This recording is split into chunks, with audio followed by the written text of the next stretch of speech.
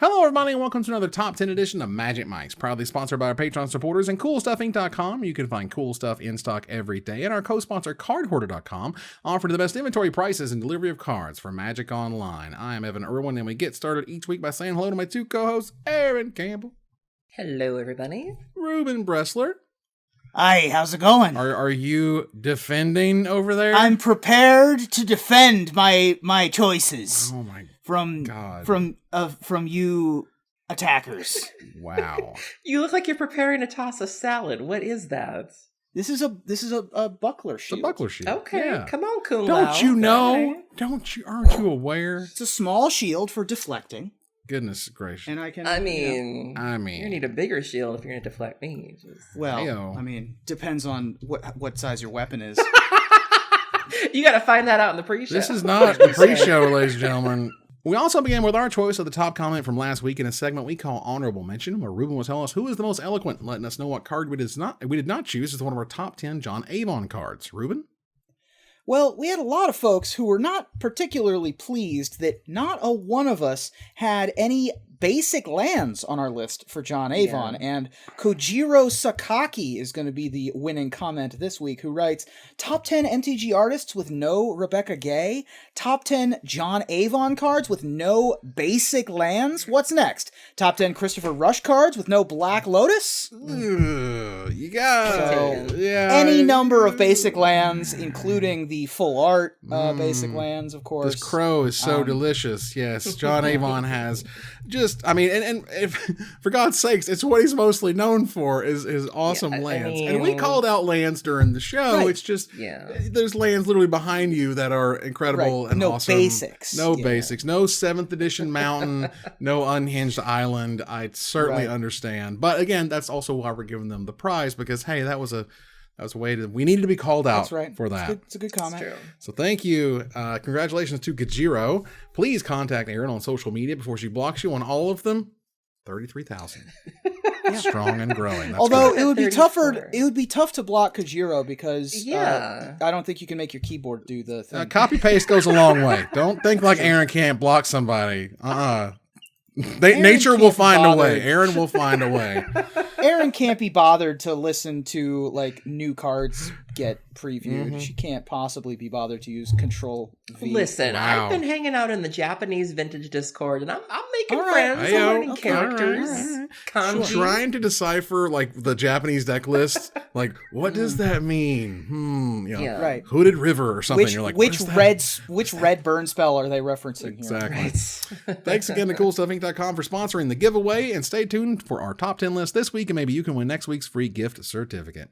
Because it is time to talk about Defenders, the cards that cannot by default attack. These used to be walls. Now they're defenders, because you can be a lot more. Some non-wall defenders, as now, there should be. But back in the day, that's more or less all you had, there was. because that's kind of how they defined it. But being able to use defender as a keyword means you can take it away, means you can use it in very flavorful ways that aren't just walls sitting around. Right. And that's really sweet. We get to talk about that stuff.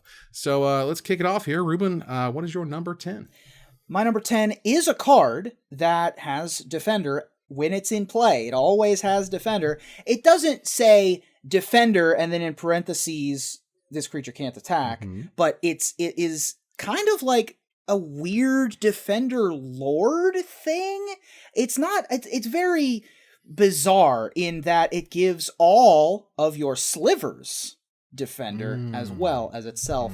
My number 10 is Dormant Sliver. Yeah. Dormant Sliver is 2 colorless green-blue for a 2/2 Sliver from Planar Chaos, only printed the one time. All Sliver creatures have Defender, and all Slivers have, quote, when this permanent enters the battlefield, draw a card.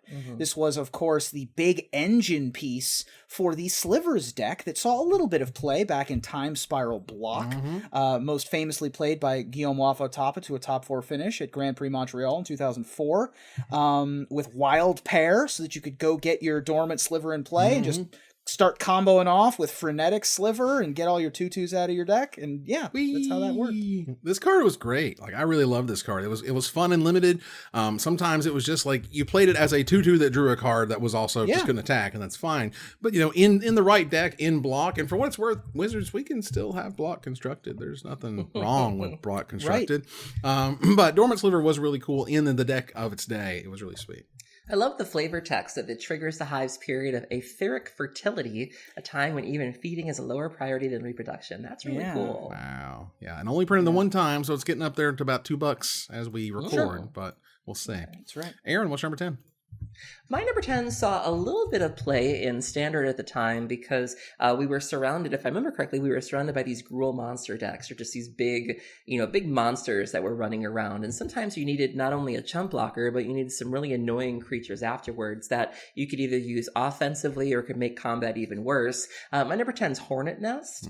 So Hornet Nest is from Magic 2015. It's 2 colorless and a green. It's a creature type insect with Defender, 0 power and 2 toughness. Whenever Hornet Nest is dealt damage, you put that many 1/1 green insect creature tokens with flying and death touch onto the battlefield. So this was around the same time as Hornet Queen, so bees and insects are very much a thing, but this was something that you could also manipulate, where if they're not attacking into this, which a lot of people aren't, if you have any sort of burn spell, you can also just deal the damage yourself, and you can explode this thing and then make a bunch of bees and then turn the tables a little bit. So very flavorful. I really loved this. I loved playing with bees at that time. And so I knew that it had to be on my list. I also think you can make it fight other creatures. Yeah. Which is Green's fun. all about the fighting. Yeah. In the same set was Hunt the Weak, where you put a +1/+1 counter on it, so it's a 1/3. So the more bees you can get out of this thing, the better. I absolutely love this thing in Limited. It was a fantastic card. I can only imagine the sweet EDH decks that feature this one. So let's see here. For my number 10, now earlier, we're talking about some classic artists. Well, one of the classic artists from back in the day, not just Christopher Rush, but was also Anson Maddox. And, we had talked about at one point in time doing a top 10 grossest cards list. Oh. Top 10 ooey gooey, bloody yucky, pustule sacks of goo nastiness. Come on, man. And you're looking at Living Wall that showed up in Alpha, baby. First thing, and was like, I hate that thing. Dear God, this thing is horrific, but I love it because it's so weird, unique, ugly, crazy. Living Wall came to us in Alpha. It's 4 generic mana for a artifact creature wall. It is a 06. It was an uncommon, and has always been an uncommon. And it has a Defender and 1 generic mana : regenerate Living Wall. So this was back when regeneration was still a thing. Yeah. So if you don't know, regeneration means you put a shield on the creature. If the creature would die, it doesn't die, and instead is tapped. If you look really closely, there's a baby in the sack. Like, oh my goodness. And you can't unsee it. Teeth. There's teeth in the lower left-hand corner. And an eyeball. And there's eyeballs. There's intestines. It's gross. I hate it. Yeah. I don't want to talk about this card anymore. It's fantastic. So we were to number 9. Aaron, what's number 9? My number 9 is a card that I've been using a lot in EDH lately. It is still standard legal. I'd be very surprised if it saw standard play, but it's a cheap effect that gives your creatures haste. And I have in at least 2 decks now, which I never thought. Also very flavorful. My number 9 is Crashing Drawbridge. So Crashing Drawbridge is 2 colorless. It's an artifact creature wall from Throne of Eldraine, 0 power, 4 toughness with Defender. You tap it, creatures you control gain haste until end of turn. So I'm very much a budget EDH player. I try not to spend a lot of money if I can help it. And so, if Lightning Greaves or Swiftfoot Boots are outside of your price range, you can also just play a Crashing Drawbridge. I have it in my God Eternal Catcher deck because it's still just a creature. And so you cast your 0/4, you get a no Ketra token, and then you can immediately just be like, whoop, and then everything has haste. And so really helpful, really useful, nice art. I like it. How flavorful, right? You turn the card sideways, you turn the drawbridge sideways, and then everyone's coming at you. Say what you will about Eldraine. There's been a lot of talk lately about how broken the set is and how many all-stars came out of it, but just dripping with flavor. Just it is. So good. It's absolutely super flavorful. I've used Crashing Drawbridge in a number of my decks. I've had it in of course, in my Arcades Defenders deck. It's also in my Etali Primal Storm deck, just to get in there. Yeah, going back to Eldraine is something I'm looking forward to. I felt like going back to Theros was like kind of whatever, but man, I am pumped for going back to Eldraine, regardless of it is a very deep well to be able to pull from. Yeah. I mean, like, it was very overpowered. Like, it's okay that it was overpowered. Some are good, some are bad. We have Mercadian Masks too. You know, that was a fun world. Ruben, what's your number 9? My number 9 is a card that is on my list of cards you would think are legendary but aren't for whatever reason. Back in Ravnica City of Guilds, they gave us Transmute, and way, way, way at the top of the Transmute chain was the Grozoth. Oh. Grozoth is 6 colorless blue, blue, blue for a 9/9 Leviathan with Defender. When it enters the battlefield, you may search your library for any number of cards that have converted mana cost 9. Reveal them and put them in your hand. If you do, shuffle your library. Pay 4 colorless, it loses Defender until end of turn, so you can attack with your 9/9 that has no evasion or trample. And of course, it does have Transmute of a colorless blue-blue, which means that you pay that and discard it, search your library for a card with the same converted mana cost as this card, reveal it, and put it in your hand, then shuffle your library, Transmute only as a sorcery. So while this was in Standard, this mostly went and got Dragonstorm. Yeah. This was your extra copy of Dragonstorm. This was your extra copy of Dragonstorm most of the time. Right. This, of course, there is a Grozoth combo deck that is possible in Modern, where you like reanimate your Grozoth, search your library for a bunch of 9 drops, get your Myojin of Life's Web, which costs 9, into play somehow, Jesus. and then put all of those stupid creatures into play. So you put your Iona into play, you put your other Myojins, like who cares what you put into play. You have any number of 9/9s. A Kaneos and Tiro deck in Commander, and the theme of the deck is like 9 drops. And so he has this in here, and he can just go get a bunch of things, and it's just ridiculous and silly. And I too hope to be at the top of the Transmute chain someday. Wow. Yeah. Excellent. Transmute rights. Good work out of you. Look, all I'm saying is Transmute Mafia. It turns out that a tutor mechanic is very, very strong. Who knew? I know, right? They only did it once, and I don't expect to see any more Transmute cards for a while. And now stop me if we're going to talk about the other Transmute card that was in the old Dragonstorm deck. That was a Defender, but Drifts, there right? was another one, Drift of Phantasms. Right. Yeah, it was an 05 that would go get you your Seething Song or whatever else. It took me a while to get the hang of Transmute. I kept thinking that the Transmute, like I used to look at the Transmute cost and think that's what you had to get, where it's like, oh, if it's Transmute 3, all I get is a 3-drop. It's like, no, you're doing it wrong. It's what the cost of the card is. And that used to trip me up all the time. Nice. All right, let's see here. My number 9. This card is one of my favorite walls. It was originally showed up in Alara Reborn. I like the idea that if you're playing blue-white control and you're looking for just like, I just want to stop something from beating me upside the head, Wizards is like, we got you. This is the thing you can use for the next Standard season or two to stop anything you don't like smashing you in the face, because there ain't nothing bigger than an 8 toughness wall. So they gave you a wall of denial. So then they can even give it Shroud, so you can't even target the stupid thing. It's a blue and white and a generic mana for an uncommon from Alara Reborn. Is a creature wall. It is 08 with Defender, Flying, and Shroud. It stops everything but Death Touch. Yeah. But Death Touch, as I recall, didn't have a lot going on back in the day. This was mainly blocking dragons and stuff from going nuts. I mean, this block... Seen play. What was that? I've seen this in sideboard somewhere. Like, sure. For sure. Yeah. This is when you're up against, your Jund and your Abzan mid-range decks that rely a lot on Terminate and Path to Exile and, traditional removal spells, and they're playing nothing but Kalitas and Bloodbraid Elf. Well, guess what? Here's a 3-mana thing that's going to gain you 15 life over the course of the game. And oh, by the way, it also has flying, so it can block your Broodmate Dragons and your, Thundermaw Hellkites and whatever. Yeah, this was in some Jeskai control, Esper Ultimatum, Cruel control, 4-color Planeswalker type stuff. Again, this was just sort of a tool to just be like, can I just give me a minute? Can you just give me a minute? Yeah. This is the just give me a minute card. It's like, just go hit this for a while. All right. We want to hear number 8. Aaron, what's your number 8? My number 8 is one of those cards that you see, and it's such a common item that you wonder how it took so long for something like this to see print. And it's delightful and flavorful, and I have played this card in a couple formats.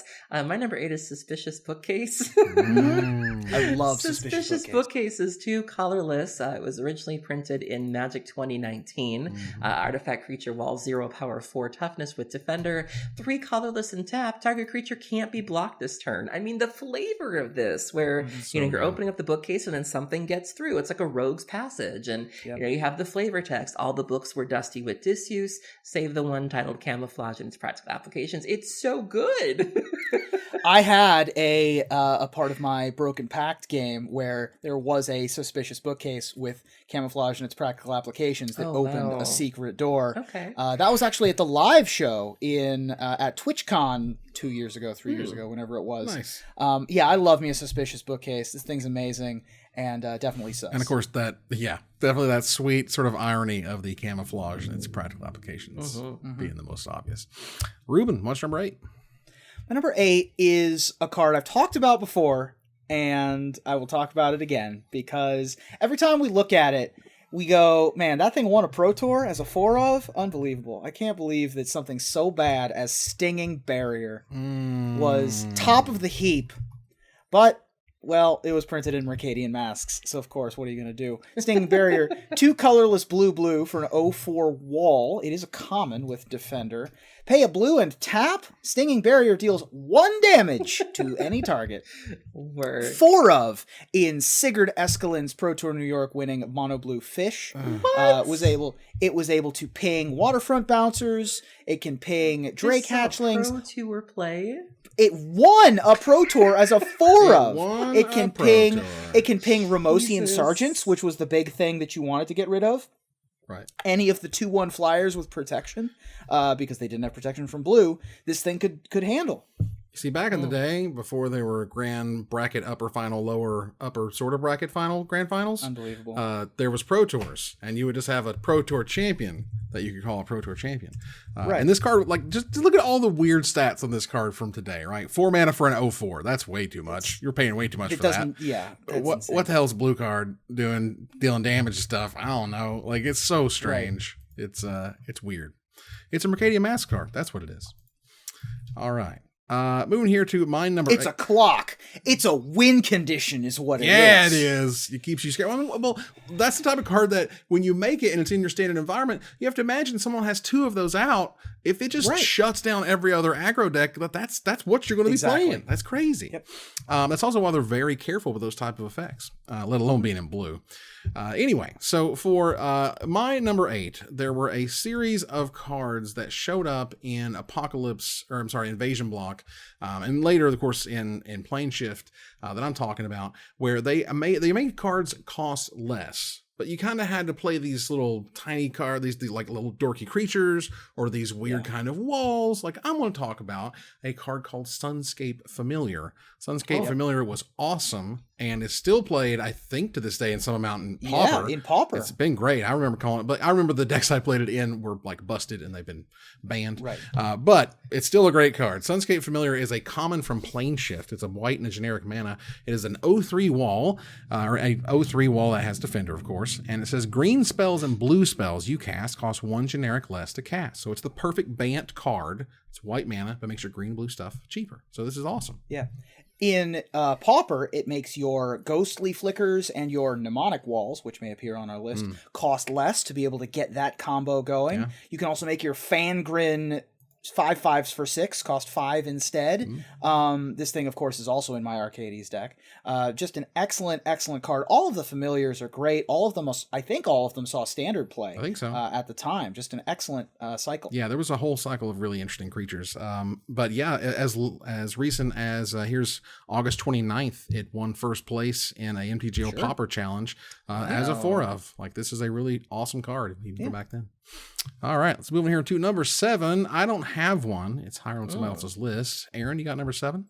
I have another flavorful card for you. So one of the nice things about going to Theros was trying to see which myths, which stories, that we grew up with were going to get turned into Magic cards. And this was one of those cards that, I remember seeing this and just going, oh my God, I can't believe they did it. I can't believe how faithful it is, how flavorful it is, how weird it is. I don't think it saw any competitive play, but just flavor-wise, it's a home run. My number 7's a Crowan Horse. So a Crowan Horse is 4 colorless. It's an artifact creature, horse, of course. 0 power, 4 toughness, defender from Theros. When a Crowan Horse enters battlefield, an opponent gains control of it. At the beginning of your upkeep, each opponent puts a 1/1 white soldier creature token onto the battlefield. So this is a callback to the famous Trojan horse, where they gave the gift of a horse to this city, and the city was like, thanks guys, and then they put the horse in, and then they open it up, and all the soldiers come out, and they eventually take the city. And so you give this over to your opponent has a 0/4 they can't really do anything with, and you just make a stream of 1/1s, and the 0/4, if it blocks the 1/1, well, that's not going to kill it, so you got to figure out what you're going to do with this thing. And so I just remember looking at this is Seb McKinnon, before he was Seb McKinnon, and just great art, so flavorful, and I just love it. Wow. Yeah. OG I Seb love McKinnon. the Crowan Horse. Yeah. I'm so pleased that this card exists. I didn't know this was a Seb card. Yeah. But yeah, I'm glad that they were like, we're gonna go exact. Like, we're not gonna make it a Crowan, or a hidden animal. Like, a Crowan surprise. No, this is the Trojan horse. We all know what we're referencing. Right. Why would we beat around the bush? Here's the Trojan horse. Yeah, I mean, because of the world of copyrights, they're not going to use Trojan, but they use a Crowan. But they're able to follow that trope so closely, and just the flavor is just so good. It's slow but steady, so you might not even notice it, and then before you know it, bam, you're overran with soldiers. That's awesome. Yeah. I love it. All right, Ruben, what's number 7? My number 7 is a card I've played a lot of, and it's also a card I've played against a lot. And it's one of those cards that I see my opponent play it, and I just go, really? Like, this is... That's what we're doing? Like, they just saw me coming. Like, they play this, they just slam a Wall of Reverence, and I'm just like, why? Listen, man, you're going to play... Look, all of the words on this card just make me want to pack in my red deck. Mm-hmm.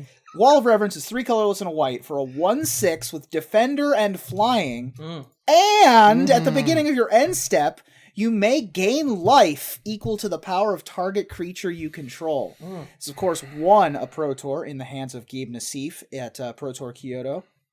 In the 5-color vivid mix-up deck, he would play just it doesn't really matter. You don't even need anything else in play. Yeah. You just play a Wall of Reverence on turn 4 and gain a life and pass the turn. Who cares? Yeah, I mean, this is a game to seize Cruel Control. We got Revelark decks. We got some more Cruel. We got a Fog deck, a Naya Lightsaber deck. Like this. Sure, this thing why not? You throw if you were playing white. You needed to have some of this in your sideboard just to stop those crazy red decks because it's fantastic at doing so. It just sits around and gaining you at least 1 life a turn, if not a whole bunch. It's also a spirit, technically. So you can also put it in your spirit deck if you really want to. I mean, the nail was usually Wall of Reverence into Baneslayer Angel, and then the red deck just scoops. And then, that's it. And then that was the and we're finished here. Thanks. All right, moving here to number 6, which is also higher on someone else's list. So, Aaron, you got a number 6? Yeah, my number 6 came out very recently and just blew people's minds because just when you think they can't do anything new with walls, they go ahead, and I think this was the first time we got a legendary wall. Is that true? I think so. Correct me on that. My number 6 is Pramicon Sky Rampart. So Pramicon was This was my number 7, by the way. Was originally printed in Commander 2019. Words are difficult. Jeskai, 1 blue, 1 red, and 1 white. Legendary creature wall. 1 power and 5 toughness with flying and defender. As Pramicon enters the battlefield, choose left or right.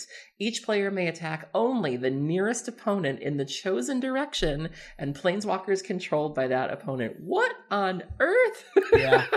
What a weird card. A wall as a commander that fundamentally changes the direction of the game, literally. Its colors entrance aggressors, directing their violence. And so you have this wild art by Richard Wright. This was just one of those cards that people were like, how do I build this? There was a challenge there, and just people had never seen anything like it. Yeah. How do you build around a legendary flying defender?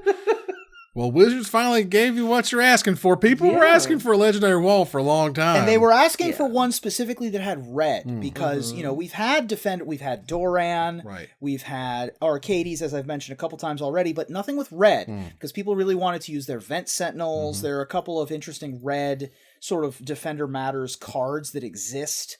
About face, inside out, things along those lines. And so Pramicon gave them that legendary wall, gave them the color identities that they wanted, and oh, by the way, does something that no other card even comes close to doing. Like maybe with the left or right attacking. Like Raging River from like Legends, I think, did something like that. But that was split your attackers onto other sides of the river. Yeah, sure, why not? Yeah, that was neat. Close. It's ish. Yeah, but nothing like what this does. Nothing like this. And this was my number 7. I was very close in that thinking in terms of like, this needs to be in a top 10 list. This card is great. We've waited years to see it, and I absolutely loved it. Ruben, what's your number 6? So I wanted to wait a second to talk about how you usually gained life with Wall of Reverence, because usually what happened was you played Wall of Reverence on turn 4, but you would have already played a Plume Veil on turn 3.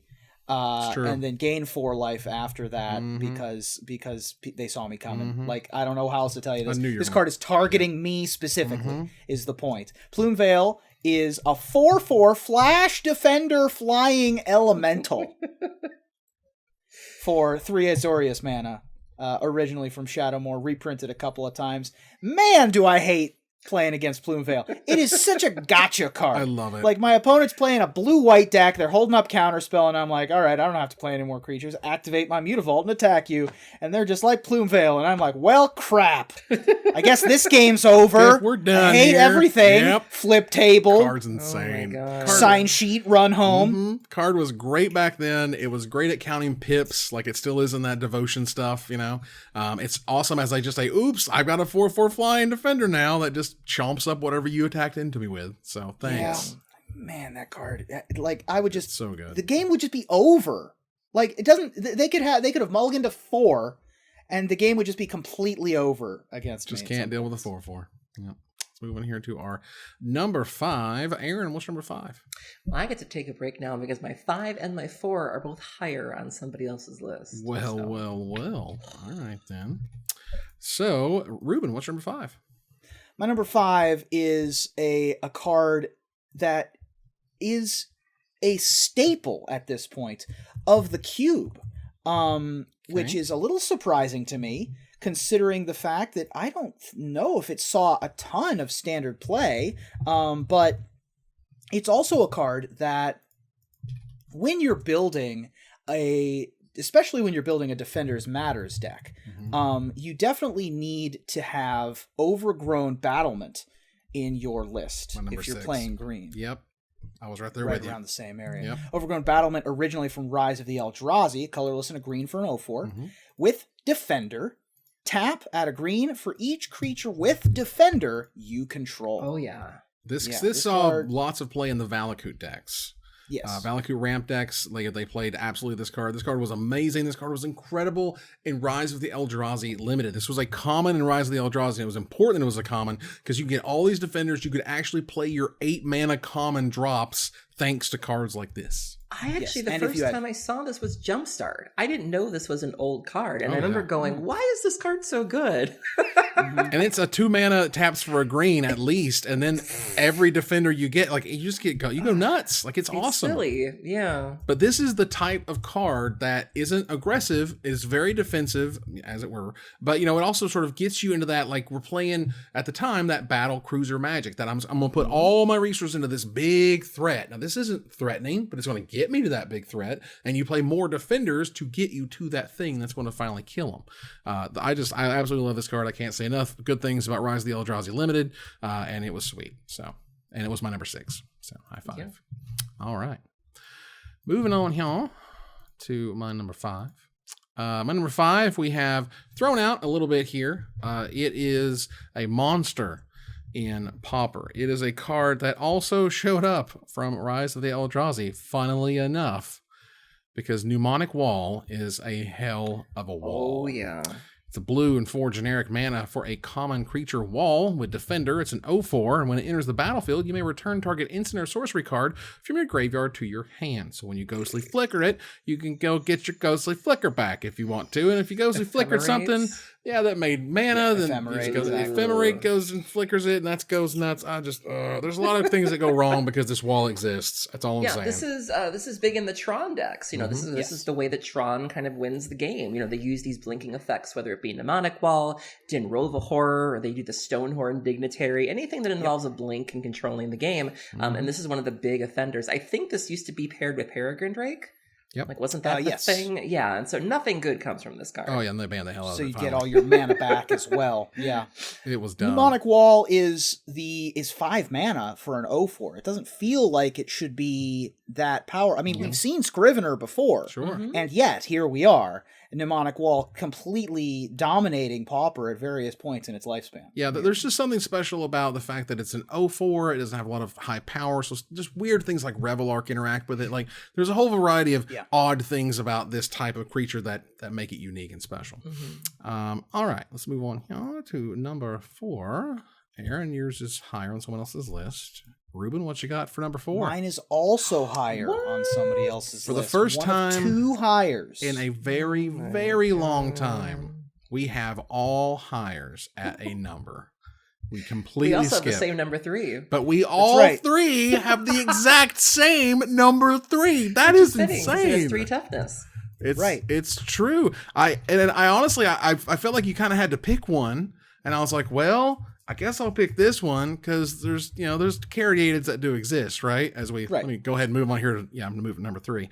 But we all felt, for whatever reason, in all of the defenders that exist in all of the Magic cards, that the third top 10 defender is Sylvan Caryatid from Theros originally. Aaron, what does it do?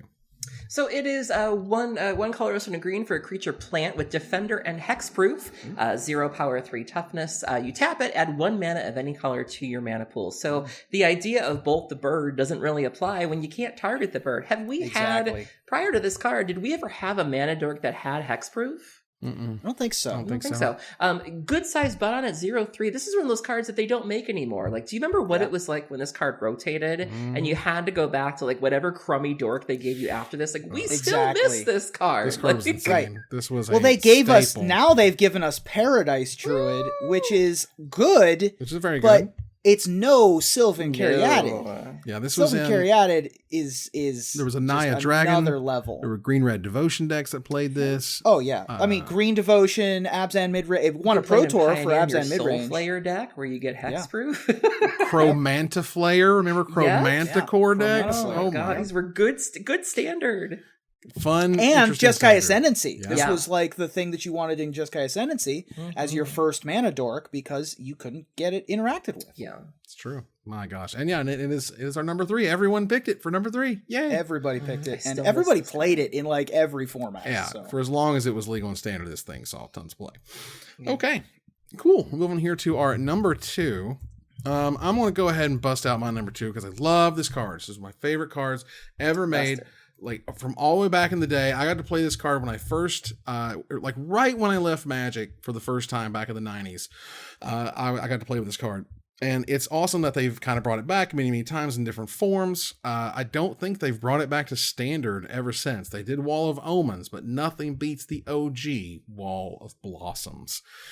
Wall of Blossoms originally showed up as an uncommon in Stronghold. It has always been an uncommon, or it would see probably infinite Pauper play, because it's great, but it's a green and generic mana for an 0/4. It is a common plant wall, and it has, whenever it enters the battlefield, you draw a card. That's all it does. It's an 0/4 that draws your card, and my god, that's a good Magic card. That's damn good Magic card. Good clean living. Yep. My number 4, I had both Wall of Blossoms and Wall of Omens. I put them come in there on. together. Come on. They're the same card. They got color shifted. They did. And so I would put them both in there. They're both in the queue. My 5. Nice.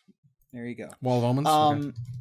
Wall of Blossoms won a Pro Tour and recently has started seeing play in Historic. Yeah. In that weird Neoform deck, just as another way to sort of cycle things that. together. Yeah. Wall of Omens has seen a ton of play in Modern over its history, particularly Jeskai Control and the Jeskai Twin decks were using it a lot. You've never lived until you've put a Splinter Twin on a Wall of Omens just to draw an extra card.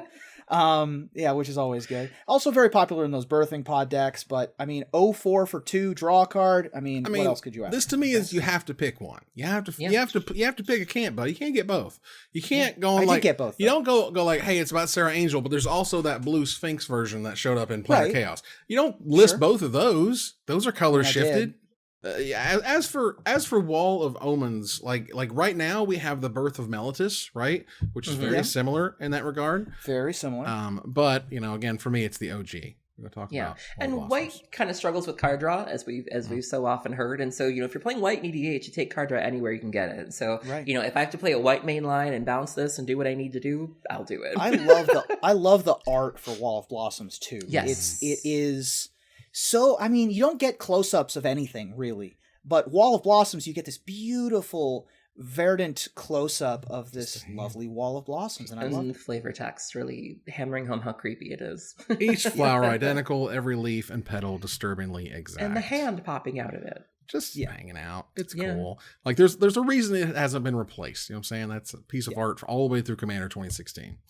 All right, Ruben, what's number 2? My number 2 is higher on someone else's list. Oh, someone else's number 1. Aaron, what's your number 2? Right. My number 2 is the last higher on my list. Oh my God! Well, I'm glad I took a number 2 because I was the only one. We don't need to hear about that. Just wow. I understand phrasing. Okay, I get it. I'm glad you're regular. I wish that I wish that for you. I'm getting older. All right, things are important now. All right. Sponsor us, Yoplay. Please. Ruben, what's number 1? My number 1 is, I think they just got it right the first time. They just did it well the first time. And it's just never not been good. It's seen play. It won a Pro Tour 25 years ago or 20 years ago. Oh boy. In the hands of one Mr. Mike Long, of course. Oh boy. When Bloom Drain won Pro Tour Paris. It's seen play in any number of combo decks, of control decks, of mid-range decks.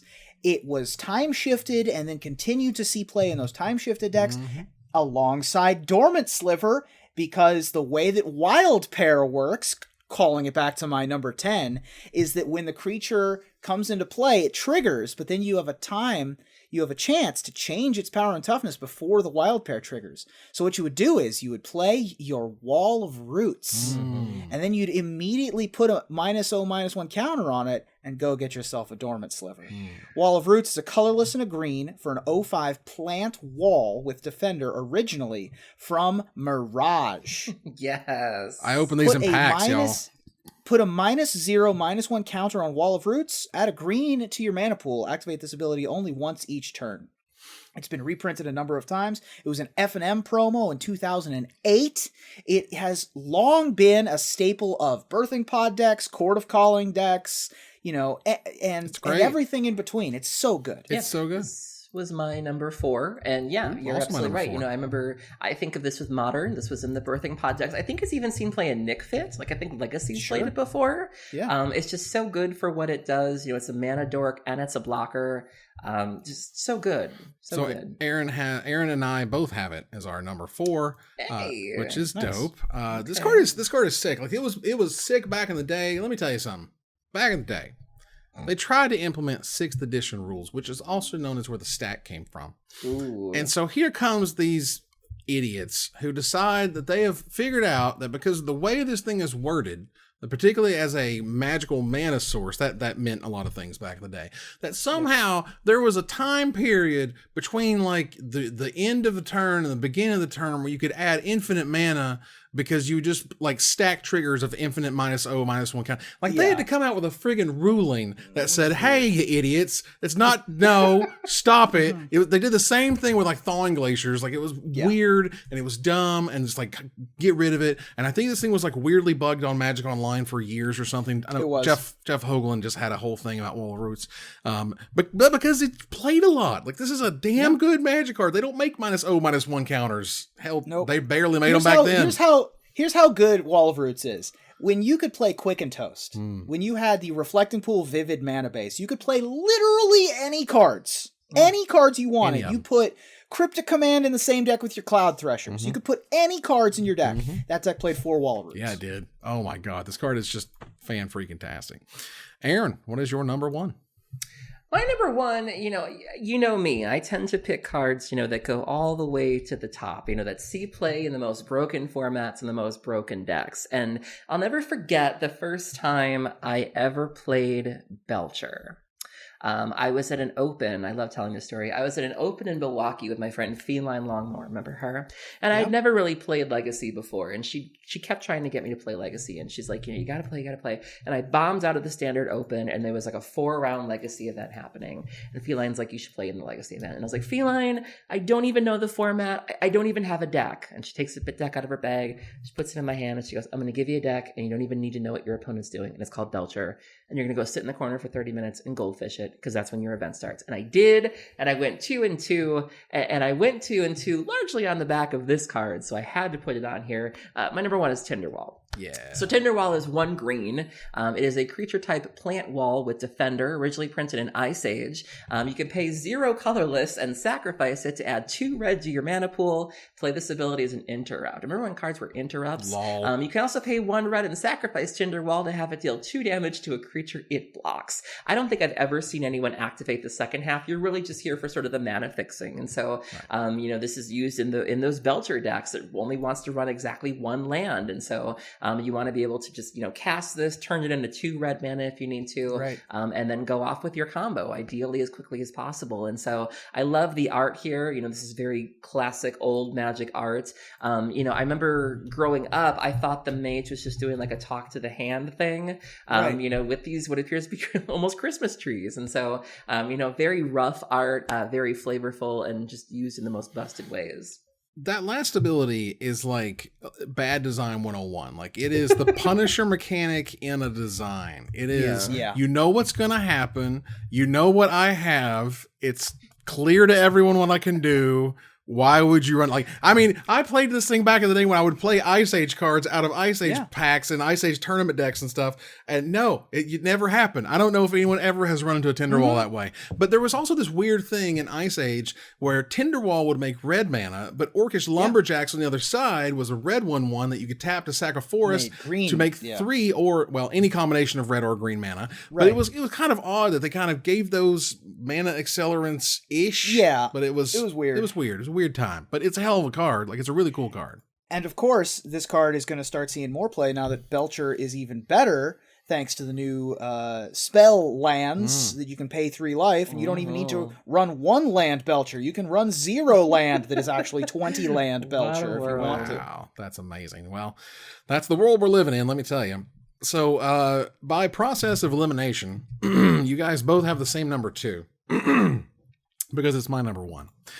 And totally understand you guys being number 2, and I think you totally understand it could be my number 1. This was one of those where, yes, Wall of Roots certainly has the pedigree, but also this is a card that we've talked about before. It's been on multiple lists. I think it was our top 10 Transform and some other stuff. But the fact that it kind of came out, no one said a lot about it, and then quickly it took about 1, maybe 2 major events where it's like, you can't just say Thing in the Ice is not an amazing Magic card, because it's an amazing Magic card. Thing in the Ice is a blue and a generic mana. It is a rare from Shadows over Innistrad. It's a creature horror with Defender. It's an 0/4, and it enters the battlefield with 4 ice counters on it. Whenever you cast an instant or sorcery spell, you remove an ice counter from Thing in the Ice, and then if it has no ice counters on it, you transform it into the Awoken Horror. The creature Kraken Horror. It's a 7/8. And when this creature transforms into Awoken Horror, return all non-horror creatures to their owner's hands. Yeah. I remember when this card first came out, this was my number 2, and everybody knew there was something. They couldn't put their finger on it, but people looked at this and they were like, okay, less than 3 mana, which is huge in older formats. Instants Blue. and sorceries, which again get better with older formats because we had Git Right. Probe and things like that. And so this was a card that was begging to be broken, no pun intended, with the ice, but no one could figure out exactly how to do it. And it really wasn't until, people started pairing it with, until we had, is it Phoenix? And then you had in Modern, and people tried doing it in Legacy to various, effect. But it was really, in Modern and Standard when it really took off and people were doing dumb things with, playing a bunch of blue souls. Manamorphose made this card a huge thing. And, this was really the backbone of the Is It Phoenix deck where, you wanted to be doing the Phoenix thing, but if you also had to play this sort of controlling game too, you could do that. Some people tried taking it in a Death Shadowy direction. Back when we called decks Suicide Zoo, Suicide Blue. This also sometimes sees play in the Storm decks where, if you bring in a bunch of, Thoughtseizes and Duresses, well, then you just lose to a thing in the ice. So very flexible, very versatile card. Still goes for almost $5. And I love it. And I'm so glad that people figured out what to do with it. Yeah, this was a card where people tried to figure out what to do with it for a long time. I remember experimenting with it in Legacy for a long time with things like Unearth. Yes. Divert was in that deck for a while. Like, I was messing around with a bunch of weird stuff, and they finally figured it out with that Is It Phoenix build. But it was also very popular in Standard. I've won a Pro Tour in Standard. And it's good in the early game because it's an 0-4 and can, keep you alive. It's good in the mid game because it's a threat. It ticks down. It's its own mini game. You've got to deal with the thing in the ice before your opponent plays their fourth spell. And then it's also just a fine top deck. Like, you just play it and then flashback a Faithless Looting and find a Manamorphose and, you're home free. I remember quite clearly that I felt when this deck was sort of on top, it was the Blue-Red Phoenix deck by Ely Cassis. This was in January of 2019, Grand Prix Oakland. Remember we had Grand Prix when that was cool? And he had 4 Faithless Looting, 4 Serum Visions, 4 Sleight of Hand, 4 Thought Scour, 4 Manamorphose, 2 Pyromancer Ascension. Like that was the whole the Pyromancer's Ascension. The whole engine was in there with the 4 Phoenix and the 4 thing in the ice, and that deck was just a powerhouse when it was going. It was super cool. So that is why it is my number 1. Let me tell you. And so that was our top 10 defenders. You'll see them on the screen right now for your review. Take a look at my list, Aaron's list, Ruben's top 10. And we want to hear from you about what card we did not talk about. And we'll select our favorite to win a $50 gift certificate to CoolStuffInc.com. But before we go, I want to thank my co-host. Thank you, Aaron. All in all, it was just another brick in the wall. Wow. Thank you, Ruben. I'm defending. Defending with my shield. I'm sure our podcast listeners appreciate you banging on metal. That's as right. We end the show. It's going to haunt them. Haunt them a lot. Ring your bell. You better hit that note. He didn't hit the note. Ring my bell. My bell. Ring my bell. Okay. As we move to our final slide. Oh my God. I want to thank our sponsor, CoolStuffInc.com, our co-sponsor, CardHoarder.com, my co-hosts, Aaron Campbell and Ruben Bressler, you guys for watching and listening, and hope you support us at Patreon.com/MagicMikes. Follow, like, tweet, favorite, share, subscribe to everything social that tells people we exist. Catch us online at Twitch.tv at MagicMikes, on Twitter at MagicMikesCast, our Magic Mike subreddit, and like the Magic Mikes page on Facebook. Talk to us privately at MagicMikesPodcast@gmail.com. Follow the audio-only podcast at MagicMikesPodcast.libsyn.com, or find us on iTunes or Spotify, or just join us here next week. Same time, same place, for another episode of Magic Mikes. Good night, everybody.